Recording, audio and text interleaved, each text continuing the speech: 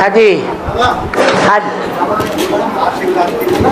सारे बच्चे अच्छे बन जाएंगे। है, महाशिवरात्रि में सारे बच्चे अच्छे बन जाएंगे। हाँ। जब सारे बच्चे अच्छी बुद्धि बन जाएंगे तो वो वापिस अपनी लौकिक दुनिया में चले जाएंगे। है, वापिस अपनी लौकिक दुनिया में चले जाएंगे। धीरे बोलिए। हाँ हाँ, तो बाबा तो वो वापिस लौकिक दुनिया में चले जाएंगे। और धीरे बोलिए। हाँ, तो फिर उनकी सुरक्षा कैसे होगी जो उन्होंने पुरुषार्थ किया? आज दुनिया में भगवान बाप मौजूद है, भगवानों की दुनिया है, भगवान की दुनिया है या ये शैतानों की दुनिया है? इस दुनिया में भगवान का राज्य है या शैतान का राज्य है? तो अभी कैसे चल रही है? एक अंग्रेज भारत में आया, उसने बहुत नाम सुना हुआ था भारत का। आकर के यहाँ की जब अव्यवस्था देखता है तो अपने देश में कहता, अरे बाप रे, वहां तो इतनी अजलियत है, इतना गैर कानूनी काम चलता है, जरूर वहां भगवान आया हुआ है, वो भगवान ही चला रहा है, भगवान के अलावा और कोई चला ही नहीं सकता। ऐसे ही है, वो डायरेक्टर है। कौन? भगवान। डायरेक्टर पर्दे के पीछे रह करके पार्ट बजाता है या सामने आकर के पार्ट बजाता है? हाँ, सामने तो गीता में जो लिखा हुआ है, मैं साधारण मनुष्य तन में आता हूं, मुझे साधारण मनुष्य तन में आए हुए भगवान को इस दुनिया के जो मूढ़मती लोग हैं वो नहीं पहचान पाते, और सारी दुनिया में सारे ही मूढ़मती हैं, ज्ञानी तो पक्का कोई है ही नहीं। तो दुनिया अभी कैसे चल रही है? वो ही पर्दे के पीछे रह करके चला रहा है। इसलिए ये कहते हैं ये दुनिया डॉल्स म्यूजियम है, जैसे गुड़ियों का खेल होता है। गुड़िया हाथ पांव मुख चलाती हैं, आंखें चलाती हैं, और पर्दे के पीछे कोई बैठा हुआ उंगलियों से उनको नचाता रहता है, देखने में नहीं आता। ऐसे ही सबको नाच नचाने वाला फिर भी नजर नहीं जो आता, ऐसी दुनिया को बनाने वाला कौन है? वो ही निराकार है। वो निराकार गुप्त पार्ट बजाता है। गुप्त पार्ट बजाता है तो पांडव गुप्त होकर के घूमते थे या प्रत्यक्ष होकर के घूमते थे? पांडव भी गुप्त होकर के घूमते थे, और उन पांडवों का पान पंडा वो भी गुप्त होकर के घूमता था। उसको दुनिया के धृतराष्ट्र, जो उन्होंने सारे राष्ट्र की धन संपत्ति को धर के बैठ गए, वो भी नहीं पहचान पाते थे कि ये भगवान है। ऐसे ही है। और बाबा ने बोला है जो आत्मा है लंबे समय से संगम से बीमारी से सजा भुगत रही है, उनको लास्ट में सजा नहीं खानी पड़ेगी, लास्ट में उनको सजाएं नहीं खानी पड़ेगी। लंबे समय से जो आत्मा है बीमारी से हाँ सजा, बीमारी का सामना कर रही है, हाँ, उनको लास्ट में सजाएं नहीं खानी पड़ेगी। नहीं, ऐसा तो नहीं बोला। बीमारी से जो आत्माएं सजा भोग रही हैं उनकी सजा कम हो रही है, उससे उनको फायदा ये है कि बीमारी से सजा भोगने वालों को पद नीचा नहीं दिया जाएगा, और जो धर्मराज की सजाएं खाएंगे उनका पद भी नीचा हो जाएगा। संसार 700 करोड़ मनुष्य आत्माएं हैं। कोई भगवान बाप के घर में, परमधाम में, ब्रह्मलोक में ऊंचे से ऊंची स्टेज पर रहेंगी, और कोई आत्माएं नीची स्टेज में रहेंगी। ऊंचे ते ऊंचे हैं देवताएं, परमधाम में वो दे आत्माएं ऊंची स्टेज में रहेंगी। जो सबसे ऊंची स्टेज में होंगे वो पहले इस सृष्टि पर आएंगे और सुख भोगेंगे, और जो सबसे नीची स्टेज में होंगी वो सृष्टि के लास्ट में आएंगे, जब दुनिया में बहुत ही दुख हो जाएगा। ये दुनिया रौरव नरक हो जाएगी। ऐसी रौरव नरक जहां न्याली में कीड़े कुलबुलाते हैं। एक कीड़ा दूसरे को काटता है, दूसरा तीसरे को काटता है, तीसरा चौथे को काटता है। जैसे आज के परिवार में पति दुख देता है परिवार के जनों को, स्त्री बहुत दुखी होती है तो कुछ कर नहीं सकती, तो बड़े बच्चे की पिटाई कर देती है। बड़ा बच्चा कुछ नहीं कर सकता है तो छोटों की पिटाई कर देता है। छोटे बच्चे कुछ नहीं कर सकते हैं तो मोहल्ले में जाकर के हुड़दंग मचाते हैं, दुखदाई काम करते हैं। ऐसे ये दुनिया नरक बन गई। ऐसी नरक की दुनिया में आना पड़ेगा। इसलिए ये कहना गलत है कि बीमारी से भोग करके हम ज्यादा सुखी हो जाएंगे, 8 की लिस्ट में आ जाएंगे, अष्टदेव बन जाएंगे, धर्मराज की सजाएं नहीं खाएंगे। नहीं, बीमारियों से इतनी सजा नहीं भोगी जा सकती।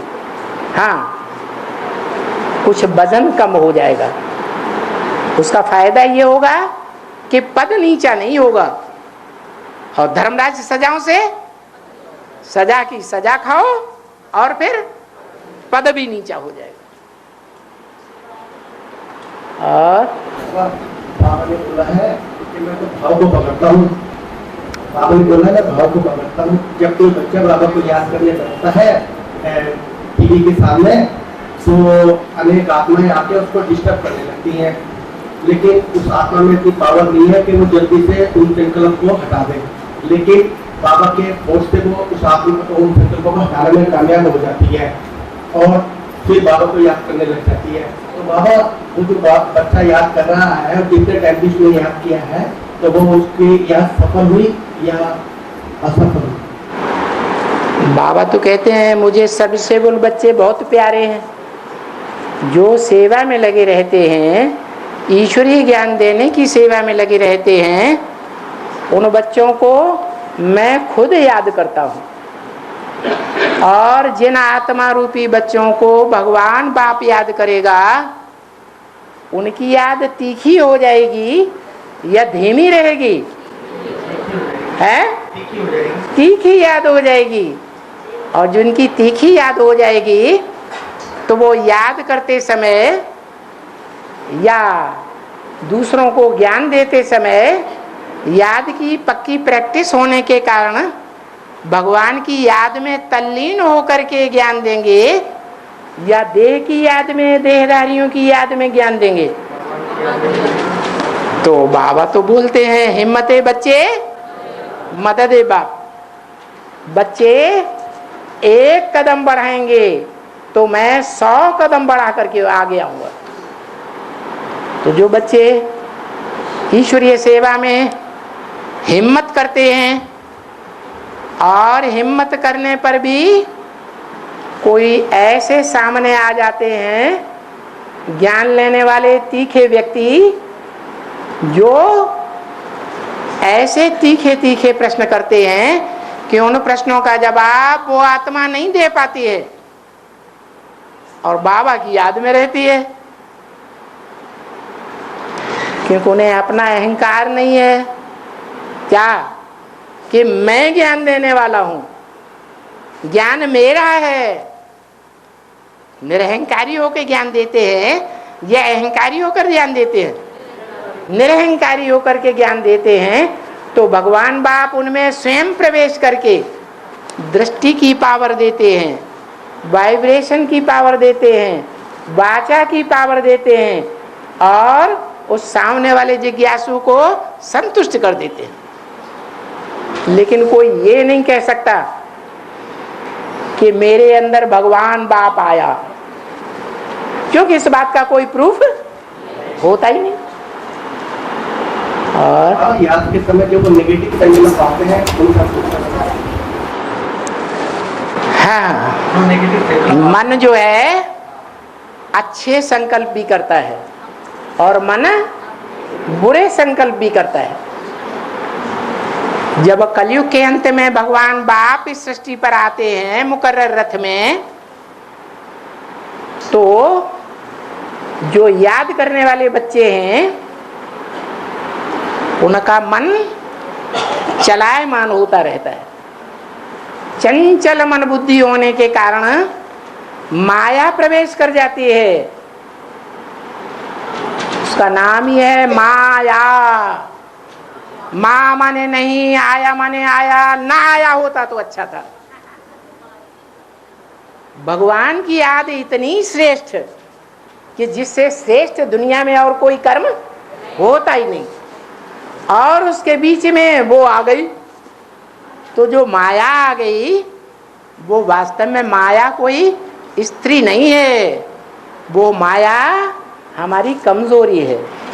आत्मा के जन्म जन्मांतर के खराब कर्मों की जो संस्कार पड़े हुए हैं आत्मा में, वो टाइम टू टाइम ऊपर आते रहते हैं। संगम युग में, संगम युग जो है वो शूटिंग का टाइम है। जैसे फिल्म फिल्माई जाती है तो शूटिंग होती है, जैसी शूटिंग होगी वैसा 5000 वर्ष में ड्रामा चलेगा। ये शूटिंग का टाइम है, ये रिकॉर्डिंग का टाइम है। इस रिकॉर्डिंग के टाइम पर, शूटिंग के टाइम पर 63 जन्मों के, यानी द्वापर युग से लेकर के अभी तक कलयुग के अंत तक जो हमने पाप कर्म किए हैं, जो पुण्य कर्म किए हैं, वो संकल्पों के रूप में हमारे अंदर उदय होते हैं। जब पाप कर्मों के संकल्प उदय होते हैं, वो रील घूमती है, तो मन माया में उलझ जाता है। और जब पुण्य कर्मों के संकल्प उदय होते हैं तो मन जो है प्रफुल्लित रहता है। न चाहते हुए भी बाबा की याद आती है। अच्छे अच्छे संकल्प आते हैं, ज्ञान युक्त संकल्प आते हैं, सेवा के संकल्प आते हैं, नई दुनिया की प्लानिंग के संकल्प आते हैं। तो ये जो अच्छे बुरे संकल्प हैं, इनका कनेक्शन कहां से है? पूर्व जन्मों से है। ये पूर्व जन्मों का सारा खाता अभी संगम युग में शूट हो रहा है, जिसको शास्त्रकारों ने रामायण के रूप में लिख दिया है, शास्त्रकारों ने भागवत के रूप में लिख दिया है, शास्त्रकारों ने महाभारत युद्ध के रूप में लिख दिया है। ये महाभारत, ये रामायण, ये वेद, ये उपनिषद, इनकी शूटिंग अभी हो रही है, रिहर्सल चल रही है। ये भगवान का युग है। इस युग का नाम है पुरुषोत्तम युग, जिसकी यादगार में हर चौथी वर्ष पुरुषोत्तम मास मनाया जाता है, क्योंकि ये युग हर 4 युगों के बाद आता है। सतयुग, त्रेता, द्वापर, कलयुग,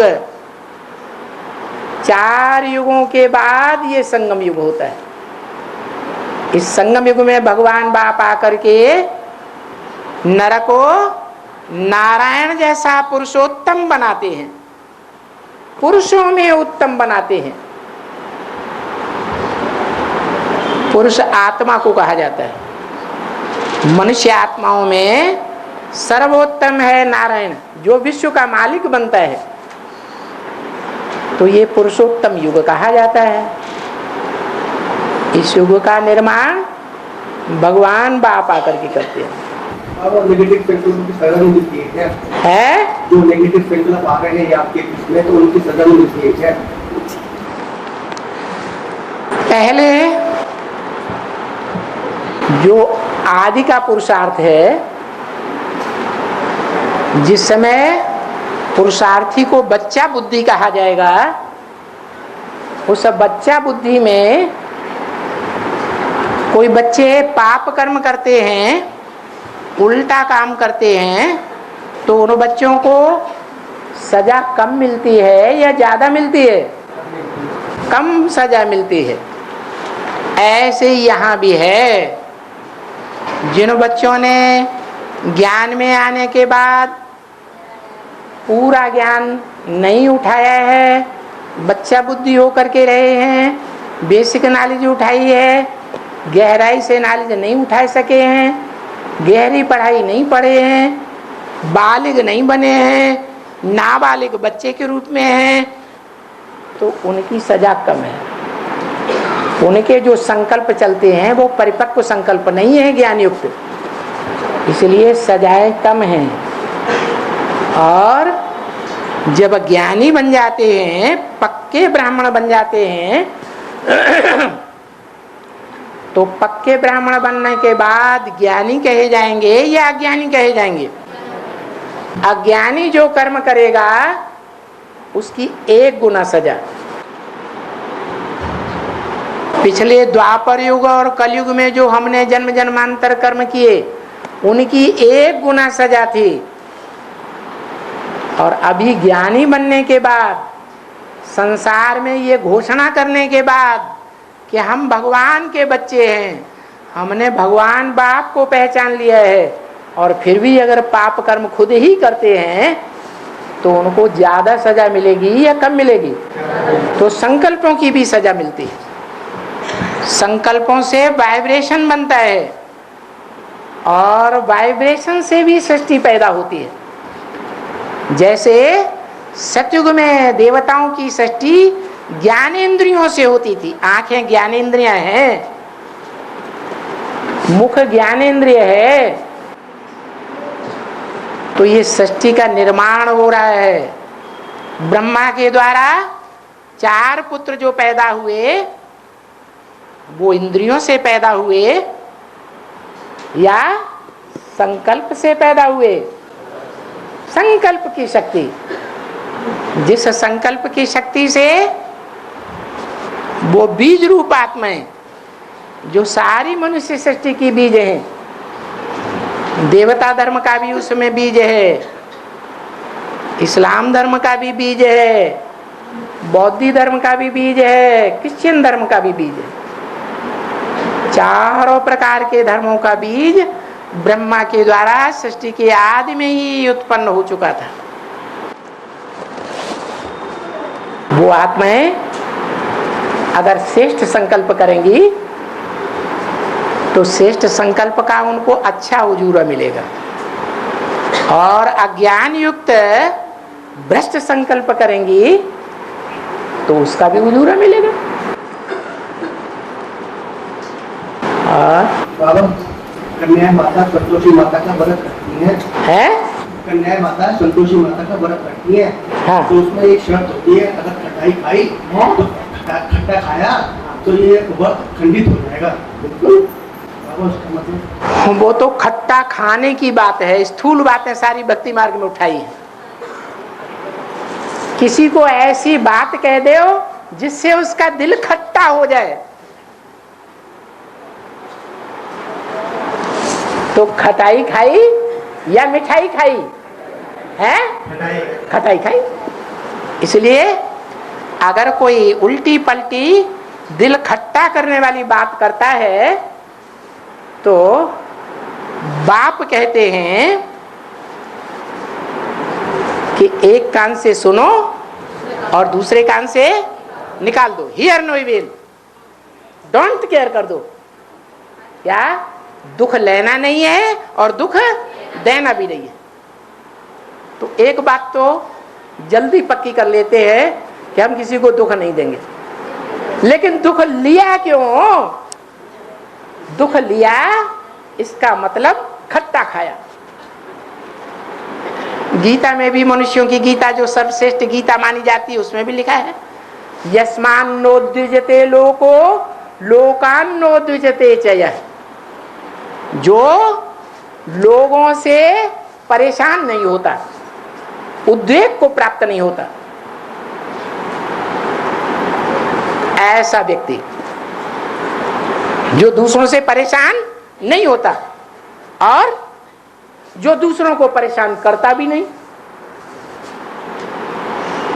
माने दूसरे लोग जो हैं, लोग परेशान उससे होते ही नहीं कभी। माने वो कहीं ऐसी वाचा बोलेगा ही नहीं, ऐसी लाल लाल आंखें करेगा ही नहीं जो दूसरों को परेशानी पैदा हो जाए, ऐसा कर्म करेगा ही नहीं जो दूसरे परेशान हो जाए। उसको श्रेष्ठ व्यक्ति कहा गया है, देव आत्मा कहा गया है। तो जो संतोषी माता है ना, वो संतोष धारण करके रहने वाली माता है। हमें ये भी मिल जाए, हमें वो भी मिल जाए, हमें देह का सुख भी मिल जाए, इंद्रियों का भी सुख मिल जाए, अतीन्द्रिय सुख भी मिल जाए, दोनों हाथों में लड्डू मिल जाए। बाबा कहते हैं इच्छा मात्रम अविद्या। जब ये दुनिया ही एटम बमों की मार से भस्म होने वाली है तो किस चीज के ऊपर रख इच्छा करें। अभी कौन सा टाइम चल रहा है? अभी टाइम चल रहा है पुरुषार्थ का। इच्छा करनी है तो क्या करनी है? जो ब्रह्मा ने इच्छा की, ब्रह्मा ने क्या इच्छा की? जो गांधी जी ने इच्छा की, क्या इच्छा की? राम राज्य आ जाए, भारत में स्वर्ग बन जाए। लेकिन वो राम राज्य लाने की गुहार लगाने वाला जो गांधी जी था, वो तो मनुष्य सृष्टि का मनुष्य था। यहाँ तो ऐसे मनुष्य की बात है जिस मनुष्य में भगवान बाप प्रवेश करके उसका नाम ब्रह्मा रखते हैं। बड़ी माँ ब्रह्मा, ऐसी बड़ी माँ जो माताओं में सबसे श्रेष्ठ पार्ट बजाने वाली है। माताओं का विशेष गुण क्या होता है? सहन शक्ति। माताओं जैसी सहन शक्ति कोई पुरुष धारण नहीं कर सकता। और वो ब्रह्मा के रूप में पार्ट बजाने वाली आत्मा ने वो माता का पार्ट बजा के दिखाया, जिसको आज तक कोई भी ब्रह्मा कुमार, कोई भी ब्रह्मा कुमारी ये नहीं कह सकता कि बाबा ने हमको दृष्टि से भी दुख दिया, वाचा से दुख दिया या कर्मेंद्रियों से दुख दिया। ऐसी श्रेष्ठ माँ का पार्ट बजाया। तो देखो 500-700 करोड़ मनुष्य सृष्टि के वृक्ष में जो 500-700 करोड़ पत्ते हैं, चैतन्य मनुष्य आत्मा रूपी, जिनका गीता में भी गायन है, ऊर्ध्वं मूलम मदशाखा अश्वत्थम माहुरभ्यम। ये मनुष्य सृष्टि वृक्ष है, उल्टा लटका हुआ है। अब नीचे इसकी शाखाएं लटक रही हैं। कलयुग में बहुत पत्ते हो गए, सतयुग में थोड़ी आत्माएं थी। दुनिया में श्रेष्ठ ज्यादा होते हैं या भ्रष्ट ज्यादा होते हैं? भ्रष्टों की संख्या ज्यादा होती है। सतयुग में बहुत थोड़े और कलयुग में बहुत ज्यादा। तो जब कलयुग का अंत होता है, सृष्टि रूपी वृक्ष में, मनुष्य सृष्टि वृक्ष में ढेर के ढेर पत्ते हो जाते हैं। तब भगवान इस सृष्टि पर आते हैं और ब्रह्मा के रूप में पार्ट बजाते हैं। उस ब्रह्मा के मुख से जो ज्ञान को पूरा धारण करते हैं, वो श्रेष्ठ थे, श्रेष्ठ 16 कला संपूर्ण देवता कहे जाते हैं। हाँ, मूर्ति के पोस्ट में लिखा गया है कि ब्रह्मा द्वारा दैवी स्वराज की स्थापना होती है। हाँ, लेकिन ब्रह्मा बाबा स्वर्ग की स्थापना तो वो तो शरीर छोड़ गए, शरीर छोड़ गए तो फिर उनकी यादें खो जाती है। हाँ, देखो अभी बताया, क्या बताया कि देह विनाशी है और आत्मा अविनाशी है। ब्रह्मा ने भले शरीर छोड़ दिया लेकिन उनकी आत्मा विनाश हो गई क्या? कहीं न कहीं पार्ट बजाती है या नहीं बजाती है? तो जब वो आत्मा तामसी बन जाती है, दुनिया की हर चीज सतो प्रधान, रजो प्रधान, तमो प्रधान बनती है। तो जब वो आत्मा तमो प्रधान बनती है तो कोई माता के तन में प्रवेश करती है, उसी माता के तन में प्रवेश करती है जो संसार में जगदम्बा के रूप में गाई हुई है। उस ब्रह्मा की कहो, उस जगदम्बा की कहो, उस स्त्री चोले की पूजा होती है, पुरुष चोले रूपी ब्रह्मा की पूजा नहीं होती है। वो ब्रह्मा अभी भी मौजूद है। क्या? ऐसे नहीं कि वो महाकाली का पाठ बजने वाला नहीं है, वो सारे जगत की अम्बा का पार्ट है, सारे जगत की पालना करता है। और हाँ ब्रह्मा के नाभि से विष्णु जी, हाँ और रानी के नाभि से नेहरू। बिल्कुल। शूटिंग कब होती है? यज्ञ के आदि में जब यज्ञ ज्ञान यज्ञ शुरू होता है तो ज्ञान यज्ञ की शुरुआत हुई माने संगम युग की शुरुआत हुई, कलयुग का अंत हुआ। तो कलयुग का अंत जो सृष्टि का है, कभी सृष्टि की आदि भी हुई होगी, हुई कि नहीं? जब सृष्टि की आदि हुई तो भगवान ने लक्ष्मी नारायण को जन्म दिया, पहले पहले प्रत्यक्षता रूपी जन्म। लक्ष्मी नारायण को विष्णु कहेंगे या नहीं कहेंगे? एक दूसरे की बात मानने वाले, एक दूसरे के संस्कार मिलकर के एक रहने वाले, उनमें कभी भी झगड़ा नहीं हो सकता। तो ऐसा जो युगल तैयार होता है वो सृष्टि के आदि में विष्णु रूप तैयार हुआ, उसका नाम ही है विष्णु, जिसके अंदर नो विषय एटाल, विषय विकार का नाम निशान नहीं होता। प्रूफ है, क्या प्रूफ है? विष्णु को नाग नागिनियों की शैया के ऊपर दिखाते हैं। वो यहां ऐसा बैठा है जहां सर्प सर्पणियों का झुंड इकट्ठा हो जाए, उनके ऊपर जाके बैठ जाने की हिम्मत करे? बैठेगा कोई? है नहीं बैठ सकता। और वो बैठता है। आज के सन्यासी कहते हैं स्त्री नागिन है, उसे एक नागिन को छोड़ करके जंगल में चले जाते हैं। और भगवान 16,000 के बीच में रहता है, और वो 16,000 उनमें 8,000 रुद्रगण है और 8,000 वैजंती माला के दाने हैं, विजय माला के, माने 8,000 सूर्यवंशी हैं और 8,000 चंद्रवंशी। 8,000 पुरुष के रूप में है, पुरुष के स्वभाव संस्कार जन्म जन्मांतर के धारण जिन्होंने किए, और 8,000 सहन शक्ति वाली न्याव माताओं के रूप हैं। वो सारे ही देवताएं 16,000 वो कलयुग के अंत में आकर के राक्षसी की दुनिया के संग में आकर के राक्षस राक्षसी बनते हैं या नहीं बनते हैं? हैं? बनते हैं।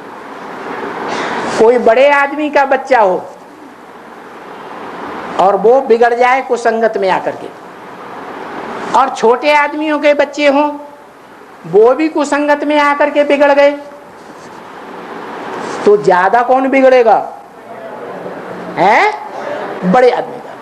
तो ये जो लक्ष्मी नारायण थे सतयुग के आदि में, सतो प्रधान युग में, वो कलयुग के अंत में आकर के आसुरी संस्कार वाले जो धर्म संप्रदाय हैं, हिंसक युद्ध करने वाले, हिंसक युद्ध सिखाने वाले, उनके बीच में आकर के बड़े राक्षस बन जाते हैं। उनको आकर के भगवान क्या बनाता है देवी देवता बनाता है। ऐसा देवी देवता बनाता है कि दोनों के संस्कार स्त्री पुरुष के मिलकर के एक। आज घर घर में चाहे किसी भी धर्म का युगल हो, कुछ न कुछ झगड़ा आज नहीं तो कल जरूर होता है। लेकिन वही एक ऐसा युगल है जो सृष्टि के आदि से लेकर के और सृष्टि के अंत तक भी, अंतिम जन्म तक भी युगल रूप विष्णु बन करके रहता है। और आत्माओं के मुकाबले उसमें नो विषय टाल कहा जाएगा। तो जो यज्ञ के आदि में विष्णु रूप था, जिसमें प्रवेश करके भगवान बाप ने सृष्टि के जो पहले पत्ते हैं राधा कृष्ण, उन राधा कृष्ण वाली आत्माओं जिनका नाम संगम युग में ब्रह्मा सरस्वती पड़ता है, ओम राधे, उन आत्माओं को ज्ञान का जन्म दिया कि तुम ब्रह्मा के रूप में कार्य करने वाली आत्मा हो और तुम सरस्वती के रूप में कार्य करने वाली आत्मा हो। और उन दोनों की बुद्धि में पक्का बैठ गया। तो देखो शूटिंग हो गई। सृष्टि के आदि के जो पत्ते हैं पहले पहले, उनको जन्म देने की शूटिंग हुई ना। किसने की? उनसे श्रेष्ठ होगा वो करेगा या भ्रष्ट होगा वो करेगा? तो वो श्रेष्ठ लक्ष्मी नारायण वाली आत्माएं हैं जो अंतिम जन्म में भी भगवान बाप की पूरी श्रीमत धारण करने के कारण अंतिम जन्म में भी भगवान भगवती के रूप में पार्ट बजाने वाली है। और वही आत्माएं अंत में जाकर के भगवान भगवती के रूप में प्रत्यक्ष होती है। आपने जो पूछा उसका जवाब मिला? हाँ जी, हाँ। भारत में विदेशियों ने बहुत आक्रमण किए, भारत में विदेशियों ने बहुत आक्रमण किए, लेकिन मोहम्मद बिन कासिम ने 17 बार चढ़ाई की भारत पर। मोहम्मद बिन कासिम ने 17 बार चढ़ाई की।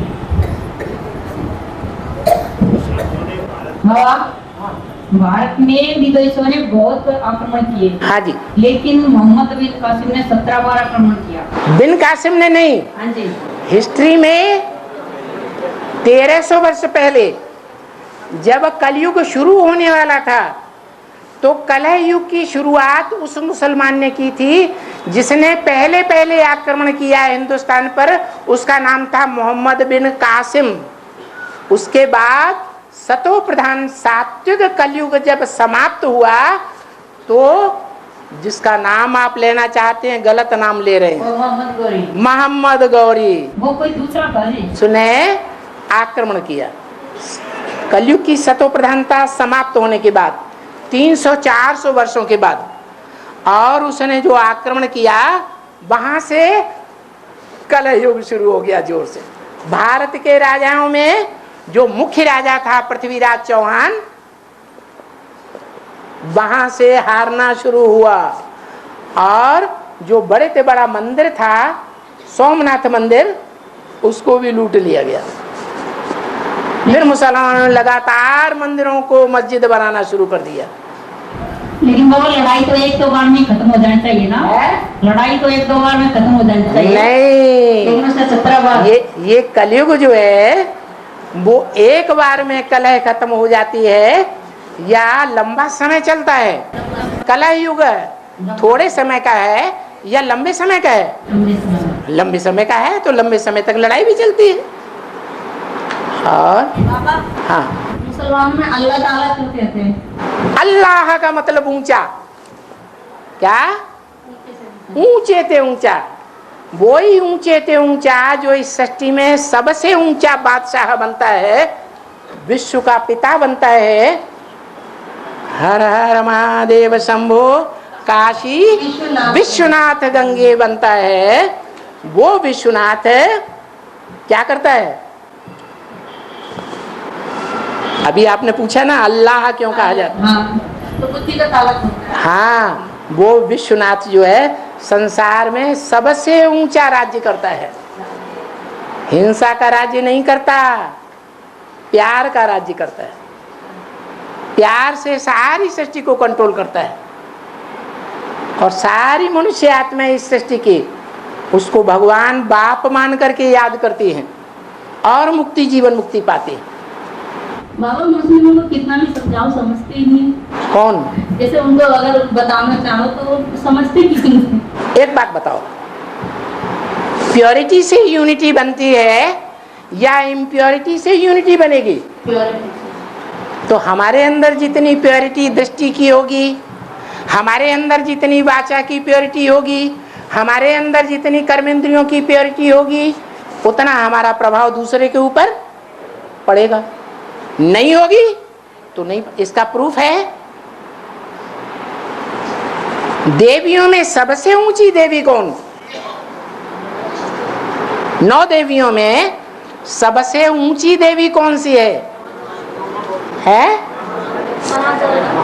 महागौरी। तो जो महागौरी है गोरे कर्म करती है, काले कर्म नहीं करती है। कहते हैं ना कलमुही काला मुंह करके आई है, काला मुंह करके आया है। तो जो काले कर्म करती है वो महाकाली कही जाती है। जिसने गोरे ही कर्म किए हैं जन्म जन्मांतर, देखो समझने की बात है, 500-700 करोड़ एक्टर्स हैं इस सृष्टि के, मनुष्य सृष्टि में। उन मनुष्य सृष्टि में एक एक्टर तो ऐसा जरूर होगा जो जन्म जन्मांतर एक ही आत्मा के साथ स्त्री पुरुष का संबंध रखे। कोई होगा या नहीं होगा? तो वो महागौरी है।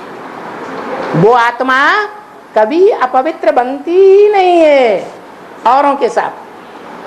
बरों शंभु न तुराओं कुंवारी, क्या है उसका विरुद्ध? या तो शंभु का वर्ण करूंगी, शंकर का वर्ण करूंगी जन्म जन्मांतर, नहीं तो कुंवारी रहूंगी, संन्यास जीवन धारण करूंगी।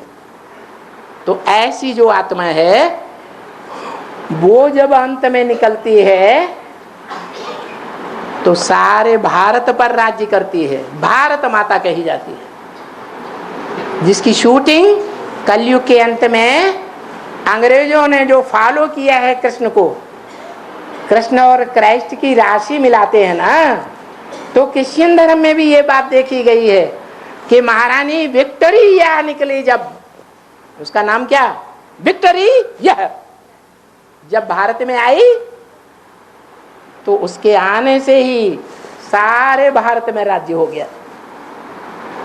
वो तो है भक्ति मार्ग की विक्टोरिया, क्रिश्चियन धर्म की विक्टोरिया। लेकिन क्रिश्चियंस ने जिस कृष्ण को फॉलो किया है, जो क्रिश्चियंस आज भी कहते हैं कि क्राइस्ट ने कुमारी से जन्म लिया, क्या कहते हैं? लेकिन क्या कुमारी से किसी का जन्म होता है? नहीं। ये बात वास्तव में भारत से उठाई है। कुमारी जो है वो ऐसी कुमारी जो अपने किस कुल का उद्धार करे, लौकिक कुल वालों का भी उद्धार करे और अलौकिक ब्राह्मण कुल का भी उद्धार करे। वो आत्मा जब निकलती है, लक्ष्मी कहो, पार्वती कहो, तो जिन जिन आत्माओं को सुनाती जाएगी वो आत्माएं उनके ऊपर विजय प्राप्त होती जाएगी। तो समझेंगी। अगर हमारे समझाने से कोई नहीं समझता है, सर से भले ठीक है मानते हैं, ऐसे कांध तो हिलाते हैं, लेकिन प्रैक्टिकल जीवन में धारण नहीं करते हैं। क्यों? क्योंकि सुनाने वाला जो है शंकर जी, वो खुद ही विष पाई है। विष किसे कहा जाता है? विष कहा जाता है पराई स्त्री और पराये पुरुष का सेवन करने को विष कहा जाता है। अरे भगवान तो आता ही है शंकर के तन में, आता है कि नहीं? तो गायन है कि देव आत्माएं जो 16,000 थी, देवी देवियां, उनका साथ निभाया। उन्होंने गुप्त संबंध जोड़ा भगवान के साथ, तो गोपी नाम पड़ा। वो गोपियां भगवान के पीछे पागल होकर के भागती थी। भागवत में लिखा हुआ है, बंसुरी की तान सुनी, अगर एक आंख में काजल लगाया तो दूसरी आंख में काजल लगाना ही भूल गई, भाग खड़ी हुई। तो ऐसा पागलपन जिनको सवार हो जाता था, ऐसी गोपियां जो गुप्त संबंध जोड़ती हैं भगवान के साथ, वो लौकिक घर परिवार को छोड़ छाड़ करके भाग खड़ी होती हैं, जिनकी यादगार में पूरा मोटा ग्रंथ बना दिया। कौन सा? भागवत। भागवत ग्रंथ में एक ही अध्याय ऐसा है जिसमें गोपियों की भागने की कथा लिखी हुई है, इसलिए उस पूरे भागवत ग्रंथ का नाम क्या पड़ गया? भागवत। तो अल्लाह का नाम समझ लिया है, आदि में भी अल्लाह, लक्ष्मी नारायण का पार्ट बजाने वाला, विश्व का मालिक, और अंत में भी अल्लाह, ऊंचा पार्टधारी, ऊंचा पुरुषार्थ करने वाला। और हाँ, तो ये आज के साहूकार लोग जो है ज्ञान नहीं सुन पा रहे हैं, इधर से सब लेकर निकाल रहे हैं, तो उनको कुछ नसीहत मिलेगी? उनको कुछ नसीहत मिलेगी क्या? जो पैसे वाले हैं, धनवान हैं, वो ज्ञान नहीं सुन रहे हैं, नहीं सुन रहे, तो उनको कुछ नसीहत मिलेगी? जो दुनिया के धनवान लोग हैं, बाबा ने कहा मैं गरीब निवाज हूं या साहूकार निवाज हूं? वैसे भी भगवान को गरीब निवाज गाया जाता है, तो गरीबों को उठाता है या साहूकारों को उठाता है? हैं? पहले गरीबों को उठाता है, और अंत में जब घनघोर विनाश होगा, महाभारत युद्ध का खून खार युद्ध होगा, हिंदू मुसलमान आपस में खून की नदियां बहाएंगे, जो आसार आज भारत में देखने में आ रहे हैं। ऐसा युद्ध, तृतीय विश्व युद्ध जब होगा, तो उस समय जो आज के साहूकार देखने में आते हैं, साहूकार गरीब बन जाएंगे, और जब गरीब बन जाएंगे तो वो भगवान से आकर के मांगेंगे, हमको भी कुछ राह साहा बचा दे दो। लेकिन उस समय भगदड़ का टाइम होगा। पढ़ाई लिखाई शांति के टाइम पर होती है या भगदड़ के टाइम पर होती है? शांति के टाइम पर होती है। हाँ जी, कोई भाई भी नहीं निकल रहा, कितना दिन होगा बाबा, क्या करें आप? ऐसे हम निकाला, ऐसे आप है? बाबा माने से ना आश्रम कब खुलेगा? माने से में एक भाई के बाबा कहाँ? मानिकपुर में, मानेश्वर। हाँ, हम माताएं बुजुर्ग कह रहे आने जाने में बहुत परेशान होते हैं, रास्ता तो कोई पता नहीं है, इसलिए मानेसर में कैसे भी करो, आप वैसे भी करो, छोटा सा आश्रम या गीता पाठशाला, कोई भाई जरूर हमें आप दो।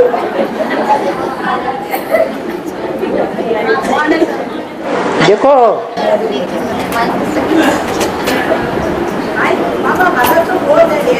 ब्रह्मा ने जब ज्ञान सुनाया, ब्रह्मा के मुख से वेदवाणी निकली, जिसकी यादगार में भारतवर्ष में भी शास्त्रों में दिखाते हैं वेद मुख्य थे। वेदवाणी ब्रह्मा के मुख से निकली, ऐसे शास्त्रों में लिखा हुआ है। वो वेदवाणी को आजकल कोई नहीं पढ़ता है, कोई सुनता नहीं है, उनकी ऋचाओं का अर्थ कोई समझता नहीं है। ऐसे ही वो ब्रह्मा के द्वारा चलाई हुई आज जो वाणी है, भगवान के चलाई है, उस वाणी को आदि में जिन बच्चा बुद्धियों ने सुना, उसमें भी ऐसे ही हुआ था उस टाइम कि गुजरात, भारत के जितने भी स्टेट्स हैं, उनमें सबसे जास्ती समृद्ध होने वाला देखने में आ रहा है। और उस समृद्ध होने वाले गुजरात में सबसे लास्ट में ब्रह्मा के द्वारा कहो, भगवान के द्वारा कहो, आश्रम खुला, ब्रह्मा कुमारी आश्रम। जैसे वहां सबसे लास्ट में खुला और जब समृद्ध होने लगा, चारों तरफ आवाज फैलने लगी, तो गुड़गांव में खुला। कहाँ खुला? गुड़गांव में मानेसर है क्या? हाँ, तो मानेसर का भी ऐसा ही है। वो मानेसर वहां भी जब एडवांस ज्ञान बहुत समृद्ध होने लगेगा, तो गुड़गांव में भी ब्रह्मा कुमारियों की तरह बहुत बड़ा आश्रम खुल जाएगा। उसका नाम चेंज हो गया, गुरुग्राम नाम है। हाँ हाँ हाँ,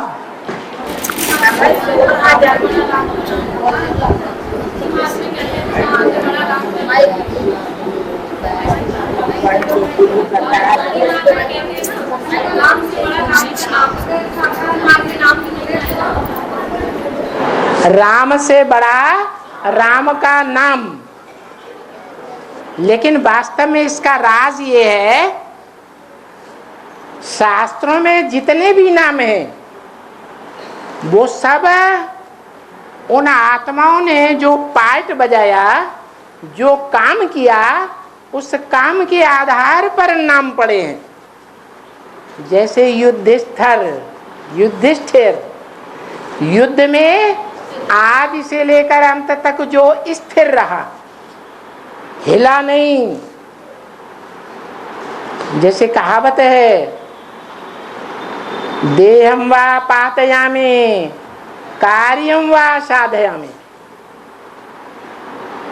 ऐसे न हिलने वाला हो, शरीर भी छूट जाए ब्रह्मा की तरह, तो भी वो आत्मा काम को छोड़ने वाली नहीं है, लगी रहने वाली है। उसको कहते हैं युद्ध स्थिर। युद्ध में स्थिर रहने वाला वो महान पुरुष जो बहुत सहनशील था। उस सहनशीलता के आगार के द्वारा भारत में खास करके दिल्ली को परिस्थान बनाया गया। आज भी दिल्ली के बिरला मंदिर में लिखा हुआ है कि धर्मराज ने, किसने? धर्म के राजा ने ब्राह्मणों की दुनिया में धारणाओं का राजा कौन है? ब्रह्मा। धारणाओं में सबसे बड़ी धारणा कौन सी? सहनशीलता। सहनशीलता सर्वगुणों का राजा है। तो देखो, वो युधिष्ठिर का पद निश्चित हो गया, युद्ध में अंत तक स्थिर रहता है, इसलिए युधिष्ठिर। भीम माने भयंकर, जिसने बड़े बड़े भयंकर काम किए, 100 कौरवों को अकेले मारा, 100 कीचकों को अकेले मारा, ढेर के ढेर राक्षसों को मार गिराया। ऐसे भयंकर भयंकर काम करने वाले का नाम क्या हुआ? भीम। अर्जुन, जो सद्भाग्य का अर्जन करता है, श्रेष्ठ से श्रेष्ठ भाग्य है, वो किसका बना? क्यों? सबसे जास्ती युद्ध किसने किए? अर्जुन ने किए। जो युद्ध करता है विजय प्राप्त करता है, युद्ध से भागने वाला विजय नहीं प्राप्त कर सकता। अर्जुन पहले अध्याय में कायरता की बातें करता है, युद्ध से भागने की बातें करता है, तो भगवान के द्वारा प्राप्ति कर सकता है? नहीं कर सकता। अभी भी यही नियम है। Gateway to heaven is Mahabharat. जो महाभारत युद्ध सामने खड़ा हुआ है, उसका दरवाजा वो ही खोलेंगे, वो ही दरवाजे में घुस सकेंगे जो युद्ध करेंगे। युद्ध से भागने वाले जो मुसलमान जैसे होते हैं ना, वो स्वर्ग में नहीं आते। तो यहां भी ऐसे ही है। ये युद्ध है, युद्ध में स्थिर रहना है, और ये विशेष पुरुषार्थ है। अर्जुन ने बहुत युद्ध किए और युद्धों में विजय पाई। विजय पाने वाला राज्य करता है, तो राज्य किया। ऐसे ही जितने भी नाम हैं शास्त्रों में, वो सारे के सारे नाम उनके काम के आधार पर आधारित है। जैसा काम किया वैसा नाम पड़ गया। इसलिए भक्ति मार्ग में गायन है क्या? हाँ, जो नाम का गायन कर दिया। ये नहीं देखा कि नाम कब होता है, काम के आधार पर नाम होता है। तो काम करके दिखाना है या नाम जपना है, राम राम राम राम राम राम राम, उससे हो जाएगा? नहीं होगा। हाँ, 16,000 गोपियों के गायन है, है 1,108 गोपियों के गायन है। हाँ। तो इसमें 16 आत्मा ही श्रेष्ठ होती है। 2 आत्माएं श्रेष्ठ हैं। 16 हैं? 16 हाँ, 16 आत्माएं श्रेष्ठ हैं। 16 आत्मा श्रेष्ठ है। एक आत्मा के अंदर 1,000 आत्मा आती है। हैं? एक आत्मा के अंदर 1,000 जो भी आती हो, हिसाब बाद में लगा देना। मान लिया। हाँ, तो ये शूटिंग कब होती है कि एक आत्मा के अंदर 1,000 आत्मा होती है? 16,000। ब्रह्मा की कितनी भुजाएं गाई हुई हैं? हैं? 1000 भुजाएं गाई हुई हैं। तो जो अव्वल नंबर ब्रह्मा होगा, जो भारतीय परंपरा में गायन है क्या? गुरुर् ब्रह्मा गुरुर्विष्णु गुरुर्देवो महेश्वर गुरु साक्षात परम ब्रह्म तस्मै श्री गुरुवे नमः। ब्रह्मा अनेकों के नाम हैं, गाते भी हैं चतुर्भुजी ब्रह्मा, चतुर्मुखी ब्रह्मा, पंचमुखी ब्रह्मा। लेकिन कोई तो श्रेष्ठ होगा, जो सबसे श्रेष्ठ है उसका गायन है। 16 आत्मा वो जो सबसे श्रेष्ठ है ना, वो अष्टदेवों में श्रेष्ठ है। फिर नंबरवार, हर एक के फॉलोअर 1,000 फॉलोअर माने सहयोग देने वाले। ये भुजाएं हैं ना, ये क्या है? सहयोग देने वाली है। तो ब्रह्मा की 1000 भुजाएं गाई हुई है। बस 1 घंटा हो गया।